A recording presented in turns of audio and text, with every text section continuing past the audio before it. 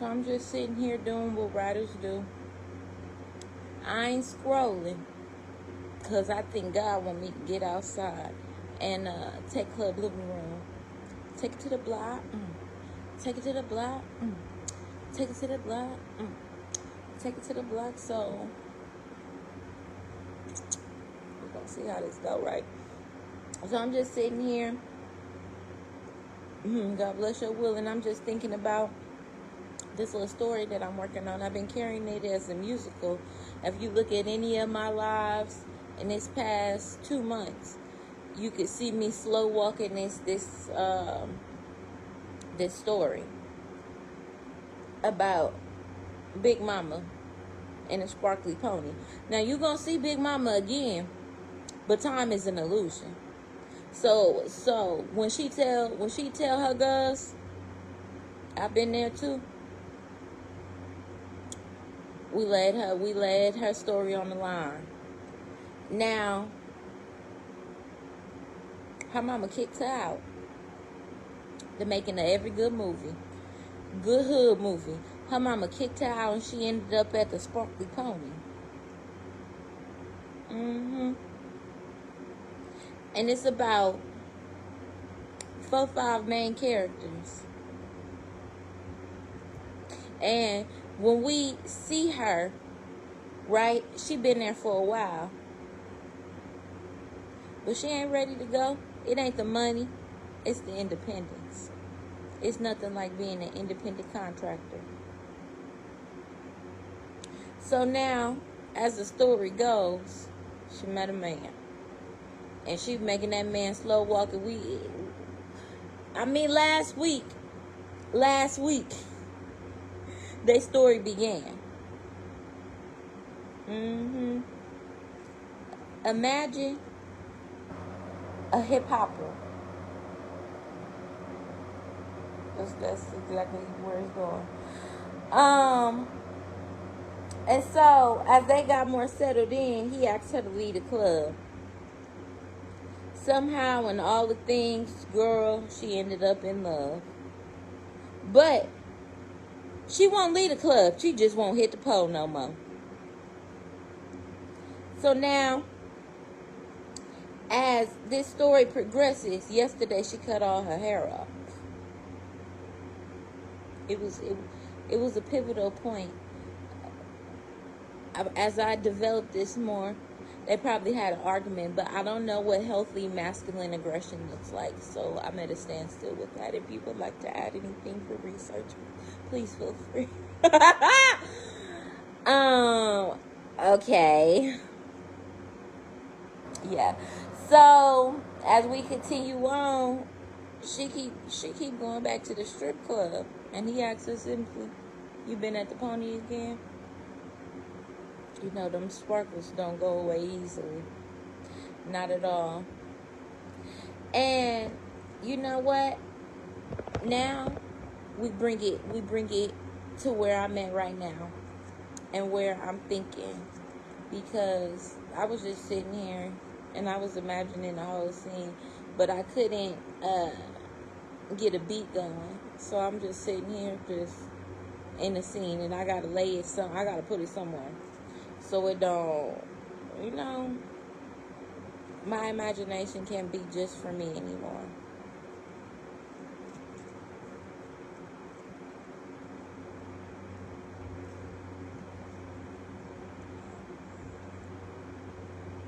Okay, so now as we continue, she's more like the house mother now. And she's doing a lot of self-care things and uplifting the women at the club. She doesn't know it yet, but since she can't keep her ass out that club, it is going to be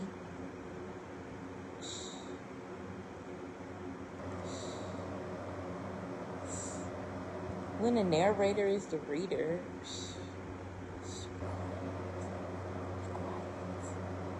You have to have an antagonist in the story. That's what makes a good story. Okay. So now she's just going through the motions, and because it started. I'm working on a prelude while doing the interlude while pushing it all forward. So it's a very fun experience, and my mind could so easily get jumbled up if I don't place this in places that I can remember it. You understand me? And so, because the big mama I know, you'll find her giving kitchen philosophies. Yeah, bring it forward, because that's still processing, developing, and it's actually very close to my heart right now. The big mama I know, you'll find her giving kitchen advice, the best kitchen advice. Customer service warrior. When she pulled that coat off, you know Big Bertha coming out. As well as, you'll always catch her staring at her appliance closet. And, you know, in the beginning of the story, Big Mama had an outburst. She had an outburst at some anonymous man. It's Wizard Kelly, y'all. And she saw her girls going through the motions in a safe way. So where they're not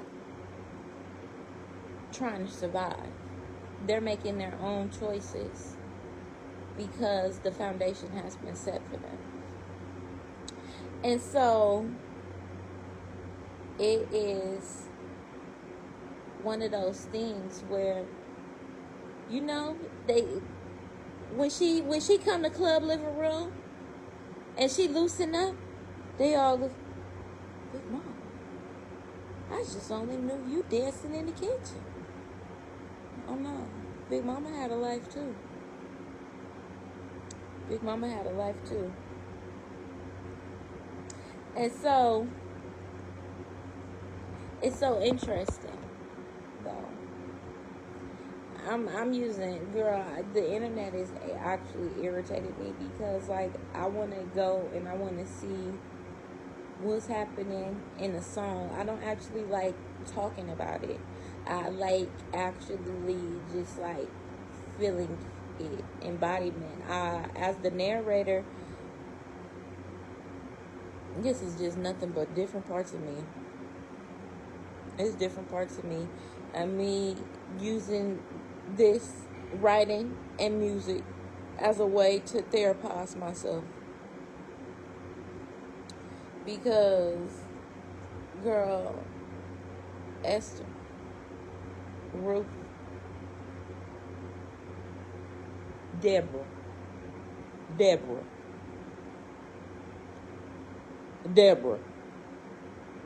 on 10. Okay? On 10. Alright, so, I'm sorry. Girl, okay,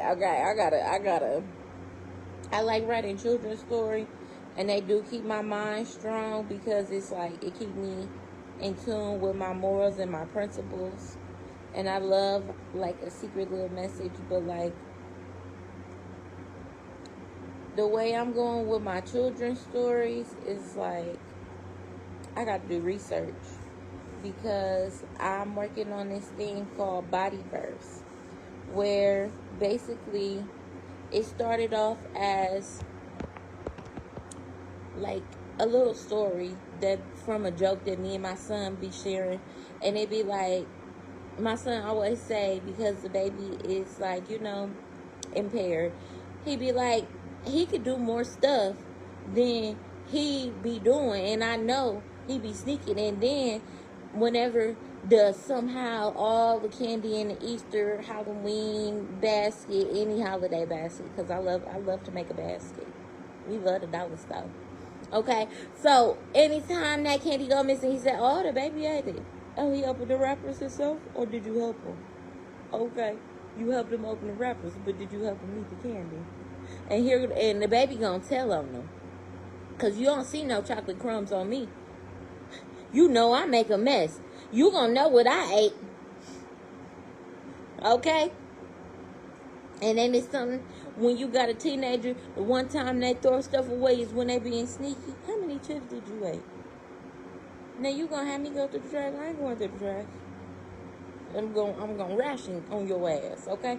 So then we just used to always laugh about that, and then we used to be like, you know, we really just, you find different ways to deal with it. And it's like, it really warmed my heart, but it took my mind to a place where it was like, okay, yeah. And you know what? When I was the first night I was in children's, I met this couple and they were really nice and they left a lasting impression on me. And I said, you know what? What if beyond pamphlets and the stuff they print out, because you know I'm going to ask for some information. I'm going to ask give me some reading materials. You don't read medical journals? You know, on their app they got, you can Google anything and it's better than WebMD. Yes. I used to be researching and crying.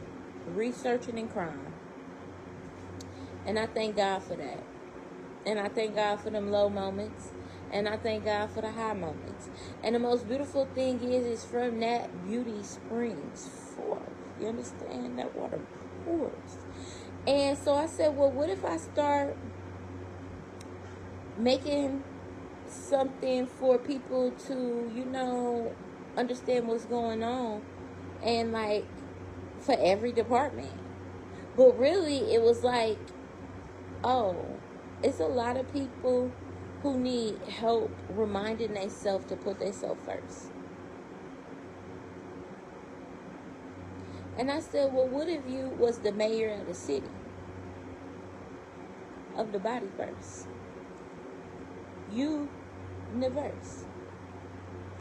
You are the mayor of the city. And it started with, because I love this little fact. Do you know your teeth are bones? And your teeth are your only exposed bones in your body.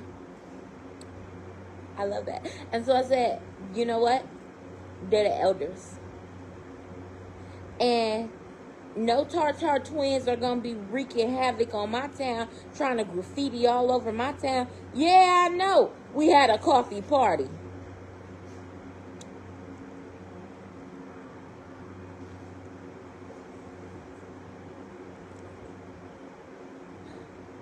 But you know what? We going to clean up the city. And then I did one for like, understanding how free radicals work. And the free radicals, it was like a girls' band, because a free radical is just basically, when you think of a free radical, you think about, it's the center. I don't have the words for it right now. I'm emotionally at capacity because I want to make some music right now. But you have a center, and like when you, and it's like 4 little things around it, and they basically spin, basically. And when one gets loose, that's a free radical, and a free radical could end up anywhere.